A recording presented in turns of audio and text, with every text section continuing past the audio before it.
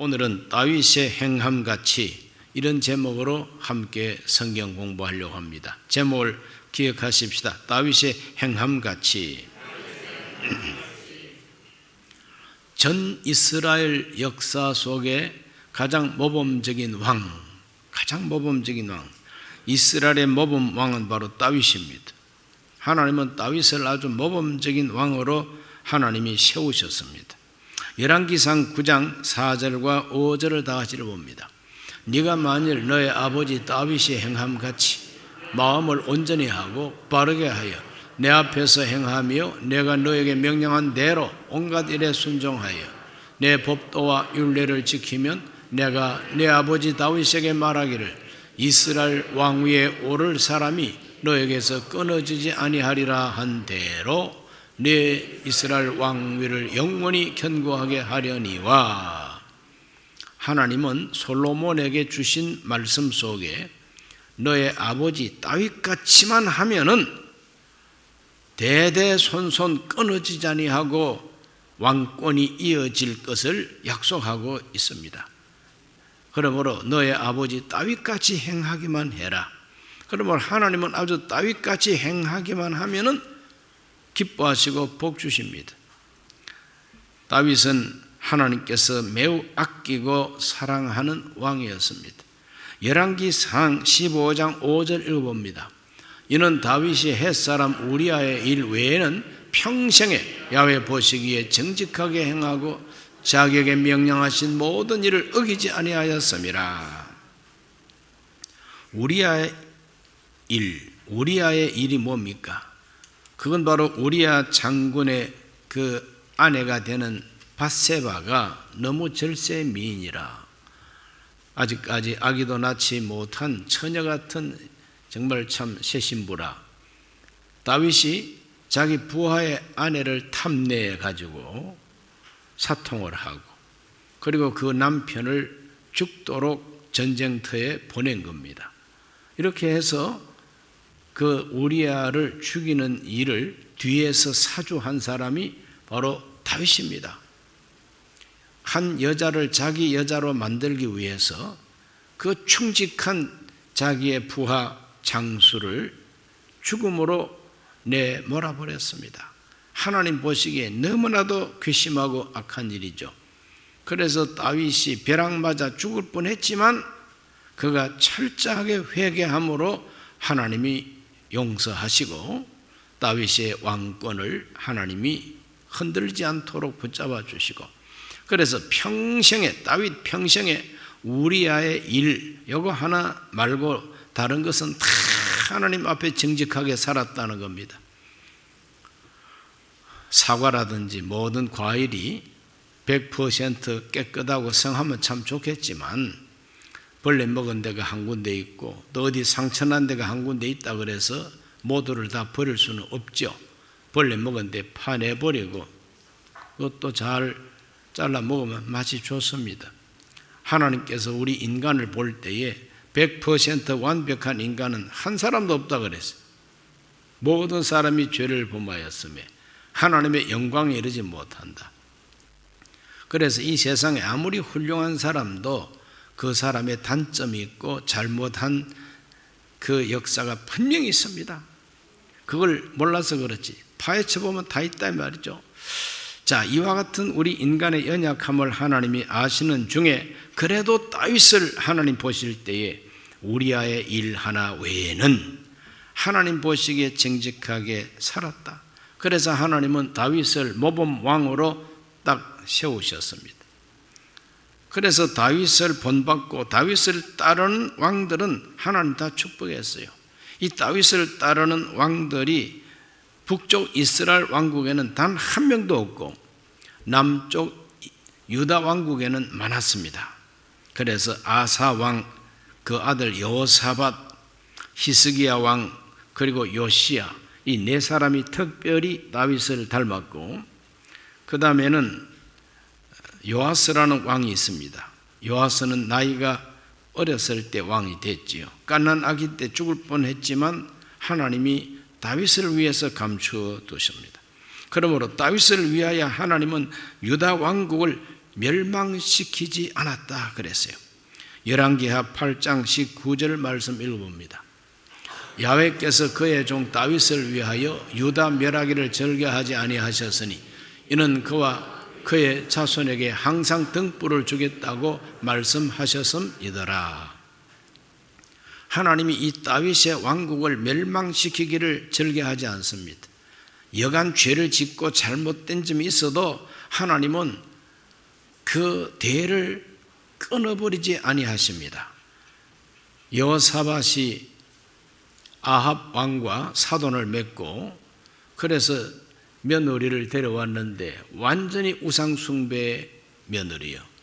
결국은 여호사밧 왕이 죽고 그 아들 여호람이 왕이 되었을 때 그 며느리가 이제 왕비가 딱 되더니 시동생들 다 죽게 만들고 나중에는 자기 아들이 왕이 됐는데 자기 아들 왕이 죽고 난 다음에는 왕족은 다 죽이는 것입니다. 자기가 여왕이 되어버렸어요. 유다 역사 속에 여왕이 딱 한 사람 있는데 아달랴라고 하는 아합의 딸, 이세벨의 딸입니다. 완전히 유다 왕국 전체를 우상숭배의 나라로 만들 뻔했지만 하나님이 다윗을 생각하셔서 멸하지 아니하시고 요아스라고 하는 그 핏덩어리 깐난 아기 하나를 살려주시고 여호야다라고 하는 제사장이 그 아기 왕자님을 하나님의 성전에서 숨겨서 잘 키워가지고 나이 7살이 되었을 때 쿠데타를 일으켜가지고 권력을 교체, 레짐 체인지. 그러므로 주의 종된 제사장이 핵심이 돼가지고 쿠데타가 일어났습니다. 그래서 그 여왕 아달랴를 쳐서 죽이고 그를 따르던 사람들도 다 쳐서 죽이고 바알과 아세라 제사장들을 다 쳐서 죽이고 그 신전은 변소로 만들어버리고 이렇게 해서 대대적인 개혁을 일으킨 것이죠. 그때부터 한 130년 동안 유다 왕국은 그래도 하나님 앞에서 선한 왕들이 4대에 걸쳐서 쫙 이어서 통치를 하는 바람에 유다 왕국은 일찍이 멸망받지를 않았습니다. 왜? 다윗의 길로 정직하게 행했기 때문에 그런 것이죠. 역대 왕들 가운데 가장 다윗을 닮았던, 가장 다윗을 비스무리하게 닮았던 왕은 히스기야입니다. 가장 다윗 같았던 왕이 바로 히스기야예요. 그 히스기야의 모습을 우리가 읽어보면은 오늘 읽은 본문 열왕기하 18장 3절과 4절을 다 읽어봅니다. 히스기야가 그의 조상 다윗의 모든 행위와 같이 야훼께서 보시기에 정직하게 행하여 그가 여러 산당들을 제거하며 주상을 깨뜨리며 아세라 목상을 찍으며 모세가 만들었던 놋뱀을 이스라엘 자손이 이때까지 향하여 분향함으로 그것을 부수고 너후스단이라 일컬었더라. 그래서 히스기야가 개혁운동을 일으킵니다. 18장 3절 시작하면서 히스기야가 그 조상 다윗의 모든 행위와 같이 다윗의 모든 행위와 같이 그래서 그가 개혁을 일으켜서 산당을 제거하고 왜 산당을 제거합니까? 그 산당은 하나님께 제사하는 것뿐만 아니라 이상한 우상 앞에도 제사하는 곳이 바로 산당이었습니다. 왜 산당이 필요 없느냐? 솔로몬 성전이 잘 지어져 있는데 하나님의 성전에 와서 제사하고 예배드리면 되지 엉뚱하게 산에 가서 돌멩이 쌓아놓고 거기서 뭐 하나님의 이름을 부른다고 하지만은 제사장이 집례하지 않는 제사는 인정하지 않습니다. 유다 왕국. 그러므로 산당이 이제는 필요 없다. 산당을 다 헐어버리고 우상을 파괴합니다. 목상과 주상, 놋을 가지고 만든 우상도 파괴해버리고 나무를 따듬어서 만든 우상도 파괴해버리고 심지어 광야에서 모세가 놋뱀을 만들어서 장대에 달았더니 쳐다본 적 다 나왔다 그랬어요. 그때부터 유다 사람들은 놋뱀이 마치 무슨 신령한 힘이라도 있는 것처럼 놋뱀을 숭배하는 사람들까지 있었다는 거죠. 그래서 이 놋뱀은 조각품일 뿐이다. 너후야단. 이게 조각품이지 이거는 신이 아니다. 그래서 그 놋뱀까지 다 파괴해버리고 만 겁니다. 이와 철저하게 우상 숭배를 배격하고 역대하 30장 26절로 27절을 보면은 예루살렘에 큰 기쁨이 있었으니 이스라엘 왕 다윗의 아들 솔로몬 때로부터 이러한 기쁨이 예루살렘에 없었더라. 그때 제사장들과 레위 사람들이 일어나서 백성을 위하여 축복하였으니 그 소리가 하늘에 들리고 그 기도가 야훼의 거룩한 처소 하늘에 이르렀더라. 바로 이 이야기는 히스기야 왕이 우상을 제거하고 하나님의 성전을 깨끗하게 청소하고 하나님께 제사 드리는 그 제사 제도를 재정비한 겁니다. 그러므로 모든 유다 백성들은 주의 종된 제사장들이 집례하는 제사를 드려라. 그때부터 유다 왕국의 국민들을 백성들은 철저하게 솔로몬 성전 중심으로 신앙생활을 하다 보니까 제사장들이 축복을 하고 백성들은 기뻐하고 이때까지 그런 일이 없었다 그랬어요. 그러므로 히스기야는 왕국이 분열된 이후로 가장 위대한 다윗을 닮은 왕이라고 인정을 받게 되고 성경이 그걸 인정하고 있는 겁니다. 그래서 가장 다윗을 닮았던 그 히스기야 왕에 대한 공부를 오늘 핵심적으로 합니다. 첫째로 히스기야는 하나님과 연합했습니다. 하나님과 연합했습니다. 열왕기하 18장 5절에서 6절을 봅니다.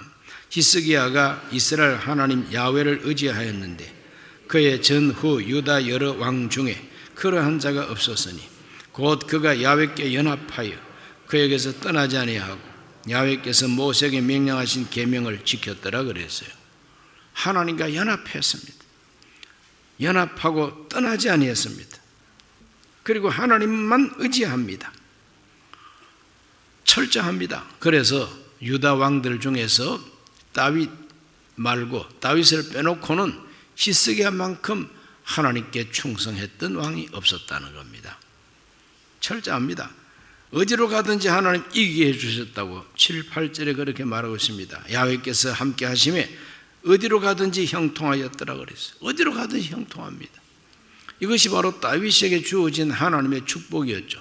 다윗이 어디로 가든지 이기게 해주셨다고 성경이 말하고 있죠.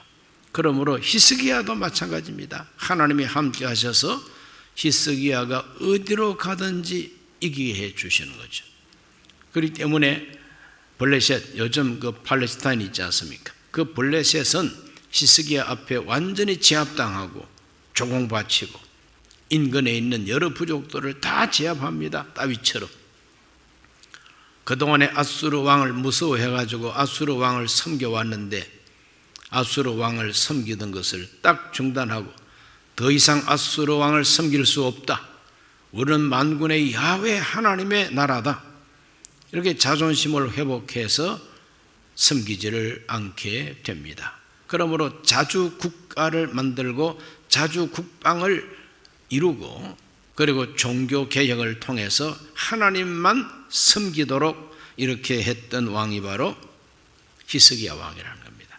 참 위대한 왕이죠. 그 히스기야 왕 때에 북쪽 이스라엘 나라가 멸망을 당하게 됩니다. 히스기야 왕 7년에 히스기야가 왕이 되었던 바로 그 7년 만에 북쪽에 있는 이스라엘 왕국은 완전히 멸망해 버립니다. 아시리아 왕이 와가지고 이스라엘 백성들을 끌어다가 포로로 끌고 와서 온 사방으로 흩어버렸어요. 온 사방으로 다 흩어버리고 그 북쪽에 있던 사마리아 그 지역에는 다른 족속들, 다른 이방 족속들이 이주해 와서 살게 하고 남아있던 이스라엘 백성들과 섞여 살게 해버렸습니다. 그러다 보니까 이제 잡족이 된 거죠. 다 잡족이 됐습니다. 그래서 유대 민족은 그 사마리아 지역에 있는 사람들을 잡종으로 생각하고 이방인 취급을 하기 때문에 예수님 당시에도 사마리아 사람 그러면 완전히 이방인 취급하는 거죠. 예수님 입에서도 사마리아 사람을 이방인이라고 표현을 하셨어요. 문둥이 10명 가운데 9명은 유대인 문둥이였고 한 문둥이는 사마리아 문둥이였는데, 유대인 문둥이들은 치료를 받아도 다 어디론가 가버리고 사마리아 문둥이 하나만 예수님께 돌아와서 엎드려서 감사했다 그랬어요. 그럴 때 예수님께서 이 이방인 하나 외에는 돌아온 자가 없느냐, 9은 어디 가느냐, 예수님이 말씀할 때 그렇게 말씀하셨어요. 예수님 입에서 직접 사마리아 사람을 이방인이라고 그랬습니다. 언제부터? 바로 히스기야 왕이 왕된 7년 만에 북쪽이 싹 멸망을 당하고 그때부터 아시리아의 이주 정책으로 혼합된 족속들이 됐기 때문이다. 성경 공부할 때 이렇게 꼭 배워두시면은 신약 성경 공부할 때 이해가 빠르게 되는 것이죠. 이해가 되셨습니까? 히스기야는 이렇게 하나님 잘 섬기는 위대한 왕이었습니다. 그리고 히스기야는 믿음과 기도로 승리하는 왕이었습니다. 히스기야의 가장 큰 특징은 믿음과 기도입니다. 히스기야의 주 특징이 믿음과 기도예요. 히스기야가 왕이 된 지 14년 만에, 북쪽 이스라엘이 멸망된 지 7년 만에 아시리아 왕이 산헤립이라고 하는 왕이 침공해 왔습니다. 대군을 이끌고 침공해 왔습니다. 그럴 때 히스기야는 두려워하지 아니하고 하나님 앞에서 믿음을 선포하고 백성들 앞에도 믿음을 선포합니다. 히스기야의 믿음을 봅니다. 역대하 32장 7, 8절입니다. 너희는 마음을 강하게 하며 담대히 하고 아수르 왕과 그를 따르는 온 무리로 말미암아 두려워하지 말며 놀라지 말라. 우리와 함께 하시는 이가 그와 함께하는 자보다 크니 그와 함께하는 자는 육신의 팔이요 우리와 함께 하시는 이는 우리 하나님 야훼시라. 반드시 우리를 도우시고 우리를 대신하여 싸우시리라 하며 백성이 유다 왕 히스기야의 말로 말미암아 안심하니라. 백성들의 마음을 안심시키는 겁니다. 저 산헤립이 아시리아 군이 대군을 이끌고 왔다 할지라도 그들의 팔은 아무것도 아니라는 거죠. 우리 하나님이 우리와 함께 하시고 우리를 위해서 대신 싸워 주심으로 반드시 우리가 이긴다는 거예요. 이것이 바로 히스기야의 믿음입니다. 히스기야는 살아계신 하나님, 우리를 위해서 대신 싸워 주시는 하나님, 그 하나님을 믿었다 하는 것이 바로 특징인 것입니다. 오늘 우리도 히스기야처럼 이런 믿음을 가져야만 됩니다. 이와 같은 믿음은 히스기야가 창작하고 발명해낸 믿음 아니잖아요. 이건 히스기야가 발명한 믿음이 아니라 옛날부터 내려오는 다윗의 믿음이요, 옛날부터 내려오는 여호수아의 믿음이요, 출애굽을 하고 가나안 땅을 정복하기까지 우리 하나님이 우리를 위해서 싸워 주셨다고 하는 믿음인 것입니다. 그러면 조상적부터 대물림되는 믿음인 것입니다. 그러므로 저와 여러분도 21세기를 산다 그래서 21세기 믿음이 따로 있는 거 아닙니다. 전통적인 믿음, 성경에 기록되어 있는 오래전부터 내려오는 이 믿음을 우리도 고백해야 된다는 겁니다. 그래서 우리가 예배 드릴 때 늘 사도신경을 암송하는 이유가 여기에 있습니다. 사도들이 신앙을 고백했던 내용이 집약해서 우리에게 전달된 것이 사도신경입니다. 전능하사 천지를 만드신 하나님 아버지를 내가 믿사오며, 이렇게 이제 시작하는 거죠. 그렇게 믿지 못하고 학교 가서 배운 대로 전능하신 하나님이 있긴 어디 있어? 온 세상은 다 진화론적인 과정을 겪어서 있는 것이지, 이런 식으로 이제 하면은 신앙은 이제 출발부터 깨져버리고 말잖아요. 그러므로 전능하사 천지를 만드신 하나님부터 우리가 믿는 것입니다. 그 아들 예수 그리스도를 믿습니다. 동정녀로 잉태하시고 우리를 위해서 십자가를 지시고 부활하신 예수, 하늘로 승천하신 예수, 그 하늘에서부터 내려오시고 다시 오실 예수, 그분이 주시는 성령, 그분이 주시는 죄사함, 성도가 서로 교통하는 것, 영원히 사는 걸 믿습니다. 이런 믿음을 오늘날도 우리는 고백하면서 우리 기도는 반드시 응답된다는 믿음을 가져야 되는 것입니다. 임마누엘, 볼지어다 내가 세상 끝날까지 너희와 항상 함께 있으리라. 그거는 지나가는 말로 덕담으로 한 말이 아닙니다. 그건 실제적인 약속인 것입니다. 그러므로 주님이 함께 하신다는 믿음 가지시기를 바랍니다. 그 믿음을 가지고 기도한 겁니다. 허공을 붙잡는 기도가 아니라 그 믿음 위에 서서 하나님께 기도를 올리는 겁니다. 히스기야의 기도를 읽어봅니다. 좀 길게 읽어봅니다. 열왕기하 19장 14절에서 19절을 다 같이 읽습니다. 히스기야가 사자의 손에서 편지를 받아보고 야훼의 성전에 올라가서 히스기야가 그 편지를 야훼 앞에 펴놓고 그 앞에서 히스기야가 기도하여 이르되 그룹들 위에 계신 이스라엘 하나님 야훼여, 주는 천하 만국의 홀로 하나님이시라. 주께서 천지를 만드셨나이다. 야훼여 귀를 기울여 들으소서. 야훼여 눈을 떠서 보시옵소서. 산헤립이 살아계신 하나님을 비방하러 보낸 말을 들으시옵소서. 야훼여 아수르 여러 왕이 과연 여러 민족과 그들의 땅을 황폐하게 하고 또 그들의 신들을 불에 던져 싸우니 이는 그들이 신이 아니요 사람의 손으로 만든 것 곧 나무와 돌뿐이므로 멸하였나이다. 우리 하나님 야훼여, 원하건대 이제 우리를 그 손에서 구원하옵소서. 그리하시면 천하 만국이 주 야훼가 홀로 하나님이신 줄 알리다 하니라. 히스기야의 기도가 참 놀랍죠. 히스기야는 이 세상의 많은 나라의 신들과 그 왕국이 멸망받은 것은, 아수르의 손에 멸망받은 것은 참된 신이 아니기 때문에 자기 나라를 못 지켰다는 거예요. 그러나 우리가 믿는 하나님은 살아계신 하나님이기 때문에 우리를 능히 지킬 수가 있다는 겁니다. 야훼 하나님만이 참 하나님인 줄 알게 될 겁니다. 하나님, 우리를 구원해 주시면 이 주변의 많은 나라 사람들이 이스라엘의 하나님이 참 하나님이라고 인정한다는 거죠.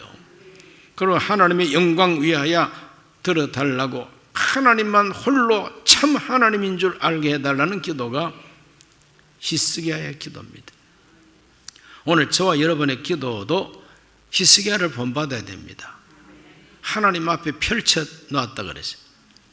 산헤립이 보낸 편지를, 산헤립이 보낸 편지가 뭡니까? 협박 편지 아닙니까? 공갈 편지입니다. 현실적인 두려움입니다. 문제입니다. 오늘 저와 여러분도 현실적인 문제, 내 인생의 두려움, 이걸 하나님 앞에 펼쳐놓고 하나님 보시옵소서. 하나님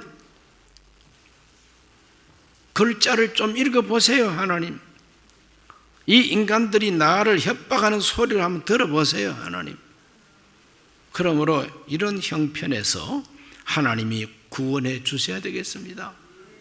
나를 위해서가 아니라 하나님 자신을 위해서, 하나님 백성을 위해서 구원해 주옵소서. 간절한 기도가 히스기야의 기도였습니다. 그리고 히스기야는 자기 혼자 기도하지 아니하고 선지자 이사야와 연합했습니다. 선지자와 연합하는 기도, 다시 말하면 기도를 부탁하고 기도해달라고 의뢰를 했다 이 말이죠. 열왕기하 19장 1, 2절을 읽어볼까요? 히스기야가 왕이 듣고 그 옷을 찢고 굵은 배를 두르고 야훼 전에 들어가서 왕궁의 책임자인 엘리야킴과 서기관 셈나와 제사장 중 장로들에게 굵은 배를 돌려서 아모스 아들 선지자 이사야에게로 보내매.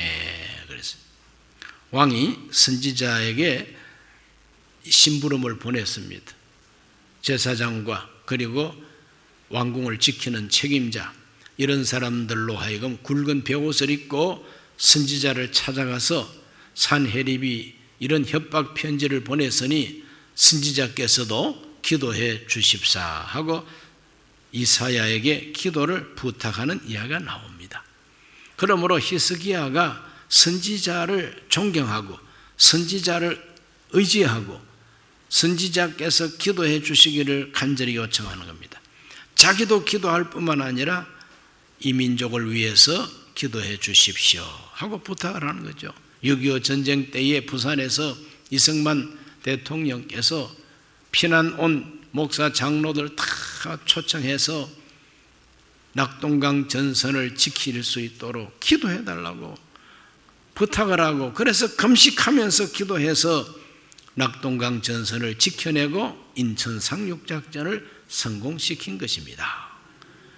그래서 주의 종들에게 기도를 부탁하는 그런 지도자가 하나님이 기뻐하는 지도자죠. 목사를 어떻게 하면 못 잡아먹을까 해가지고 여신을 뜨고 째려보고 쳐다보고 밟으려고 하고, 그런 인간들은 지가 먼저 밟혀야 되는 거죠. 히스기야는 이와 같이 선지자와 연합했습니다. 드디어 하나님께로부터 응답의 말씀이 왔습니다. 하나님의 응답의 말씀이 왔어요. 열왕기하 19장 6, 7절 읽어봅니다. 이사야가 그들에게 이르되 너희는 너희 주에게 이렇게 말하라. 야훼 말씀이 너는 아수르 왕의 신복에게 들은 바 나를 모욕하는 말 때문에 두려워하지 말라. 내가 한 영을 그 속에 두어 그로 소문을 듣고 그의 본국으로 돌아가게 하고 또 그의 본국에서 그에게 칼에 죽게 하리라 하셨느니라 하더라 그랬어요. 이사야 선지자가 기도하고 하나님께로부터 받은 응답을 전달하라고. 겁내지 마, 두려워하지 마, 자기 본국으로 돌아가서 댕강 목이 날아갈 거야, 이런 식으로 응답의 말씀이 내려오게 됩니다. 열왕기하 19장 20절을 읽어볼까요? 아모스 아들 이사야가 히스기야에게 보내 이르되 이스라엘 하나님 야훼의 말씀이 네가 아수르 왕 산헤립 때문에 내게 기도하는 것을 내가 들었노라 하셨나이다. 하나님이 히스기야에게 말씀을 전하라 그랬습니다. 네가 아수르 왕 산헤립 때문에 나한테 기도하는 것을 내가 들었노라. 하나님은 들으시는 하나님이십니다. 우리가 기도하면 하나님은 우리 기도 소리를 들으시는 하나님입니다. 하나님이 들으셨다 그러면 해결책도 그 안에 있는 거죠. 하나님이 듣기만 하고 손도 안 써주시면 이건 무슨 하나님이 그런 하나님이 있습니까? 하나님이 들으셨기 때문에 반드시 응답이 오는 것이죠. 열왕기하 19장 34절 말씀, 내가 나와 나의 종 다윗을 위하여 이 성을 보호하여 구원하리라 하셨나이다. 하나님이 응답의 말씀을 계속 주고 계신 거예요. 내가 너의 기도를 들었다. 내가 나와 내 종 다윗을 위하여, 여기 또 다윗의 이름이 나옵니다. 나라가 위기에 빠졌을 때 하나님은 이스라엘 사람들만 보면은 요거는 뒤엎어야 되겠지만 내 종 다윗을 생각하면은 또 한 번 용서해 줘야 되겠구나, 내가 또 보호해 줘야 되겠구나, 이것이 하나님 마음이라는 거죠. 다윗은 하나님한테 한번 잘 보이더니 평생 하나님이 다윗을 위해서 나라의 운명도 지켜주셨다는 거죠. 그러므로 누가 국방의 의무가 가장 강한 사람이냐? 주의 종들과 주 하나님을 믿는 사람들이 국방의 책임을 느껴야만 됩니다. 왜? 다윗 한 사람 때문에 나라 전체를 하나님이 보호해 주신다고 말하고 있지 않습니까? 나와 내 종을 위하여. 그러므로 다윗 한 사람이 굳세게 선 것처럼, 그리고 엘리야나 엘리사 같이 하나님과 통하는 선지자가 우뚝 서 있으면은 외적이 쳐들어오지를 못합니다. 국방입니다. 국방. 든든하게 막 60만, 100만 대군보다도 더 확실한 국방이 뭐냐? 하나님 잘 섬기고 하나님 편에 서는 거예요. 하나님이 우리 편 되시면은 하나님 막아주시고 하나님 보호해 주시면 그것이 바로 국방이라 이 말입니다. 믿어지시면 아멘 합시다. 응답의 결과를 봅니다. 열왕기하 19장 35절에서 37절을 다 같이 읽어봅니다. 이 밤에 야훼의 사자가 나와서 앗수르 진영에서 군사 18만 5천 명을 친지라. 아침에 일찍 일어나 보니 다 소홍장이 되었더라.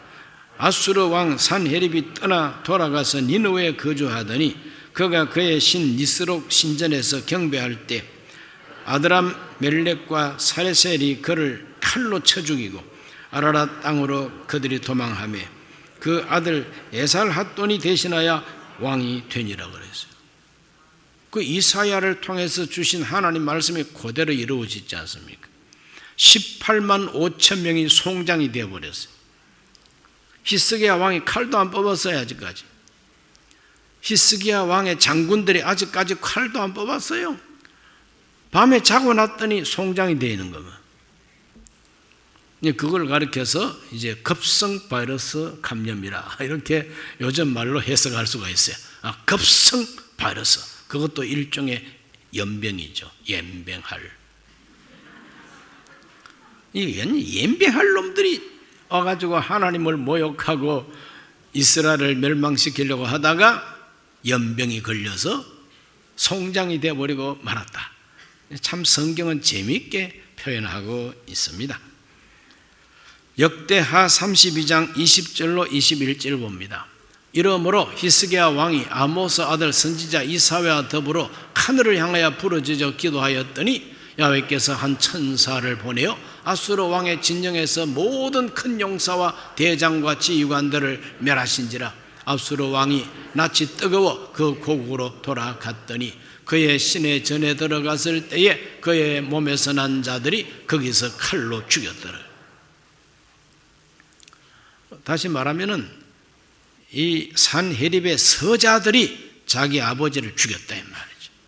서자들이 아버지를 죽이고 도망쳐 버렸어요. 적자가 에살핫돈이 왕이 되었습니다.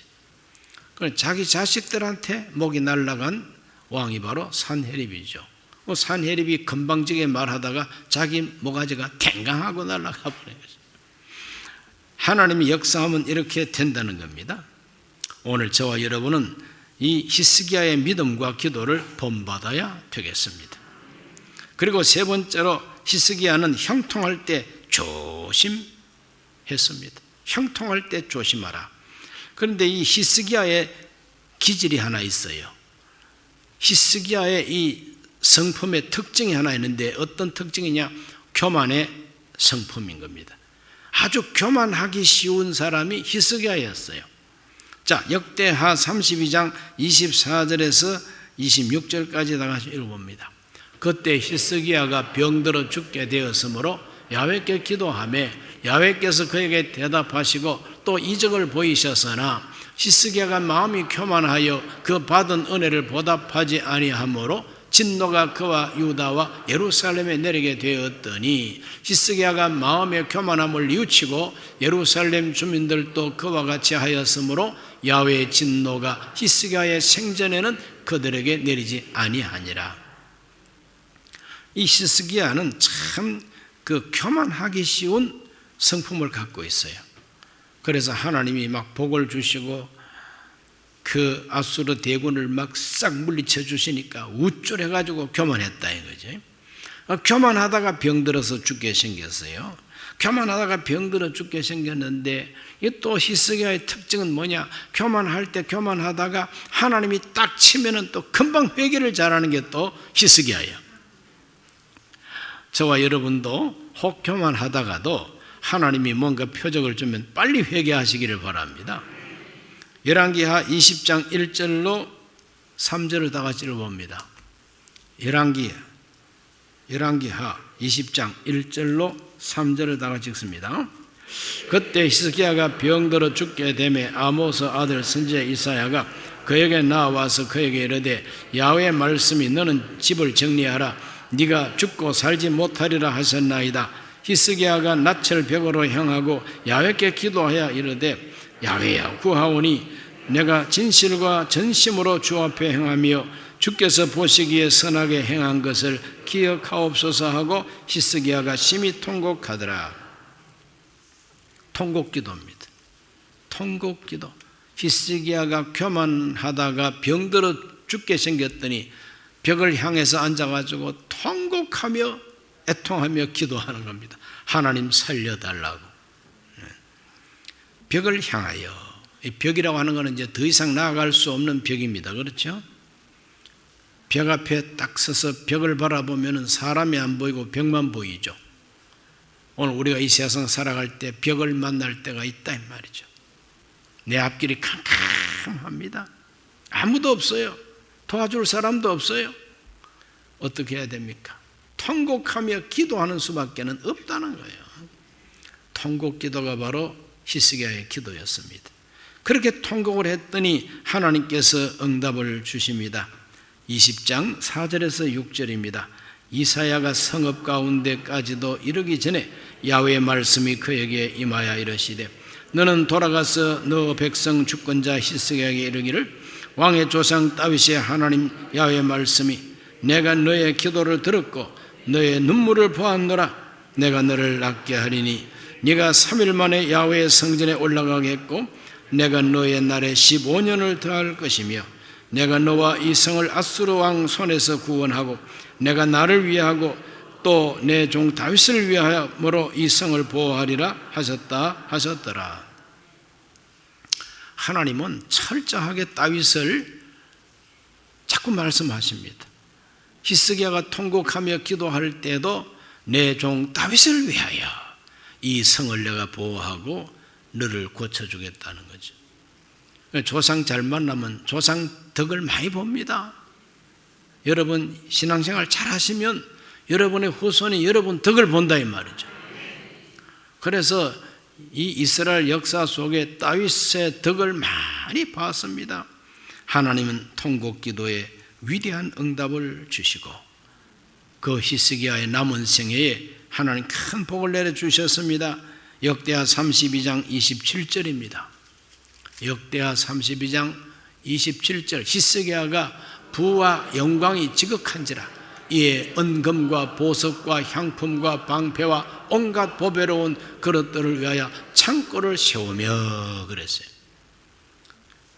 보물 창고, 곡식 창고 넘칩니다. 그냥 이렇게 히스기야가 다윗을 본받고 사니까 하나님이 복을 내려 주시는 거죠. 오늘 우리들은 다윗의 행함같이 하는 이 제목을 기억하고 저와 여러분도 자꾸 다윗을 본받기를 바랍니다. 죄가 발견되면 회개해야만 되는 것이고 히스기야처럼 자기 교만이 발견이 되면은 통곡하며 기도해야 되는 겁니다. 어떻게 하든지 하나님을 붙들고 하나님께 매달리면은 살 길이 열린다는 거죠. 그리고 그는 하나님 말씀을 철저하게 순종합니다. 우상을 파괴합니다. 기도합니다. 믿음을 고백합니다. 하나님 영광 나타내 주시옵소서. 이럴 때 하나님은 히스기야를 축복해서 부귀와 영화가 극하게 이루어졌고 보물 창고가 가득하게 찼다는 거죠. 히스기야의 복을 받으시기를 주의 이름으로 축원합니다. 주의 이름으로 축원합니다. 따라합시다. 다윗의 행함같이 나도 행하리라. 이것이 오늘 성경 공부한 마지막 결론입니다. 다윗이 행함같이 나도 행하리라. 아사 왕이 다윗처럼 행했더니 복을 내려주셨고 여호사밧이 다윗처럼 행하였더니 여호사밧 시대가 큰 복을 받았습니다. 아사가 그랬고 히스기야가 그랬습니다. 히스기야 이후에는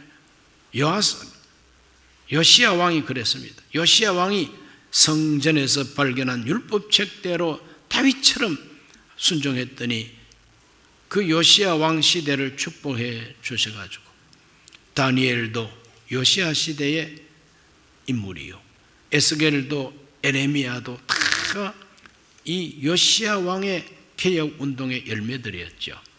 오늘 저와 여러분 다윗 같이 행하기를 결심하시기를 바랍니다. 기도합니다. 하나님 아버지, 오늘 우리들은 유다 왕국 역사 속에 가장 다윗을 닮았던 히스기야 왕을 공부했습니다. 시험을 당할 때 넘어지지 말게 하여 주옵시고, 다윗을 본받아서 회개하고 참회하고 통곡하고 기도하고 하나님의 큰 도움을 입게 하여 주옵소서. 예수님 이름으로 기도하옵나이다. 아멘.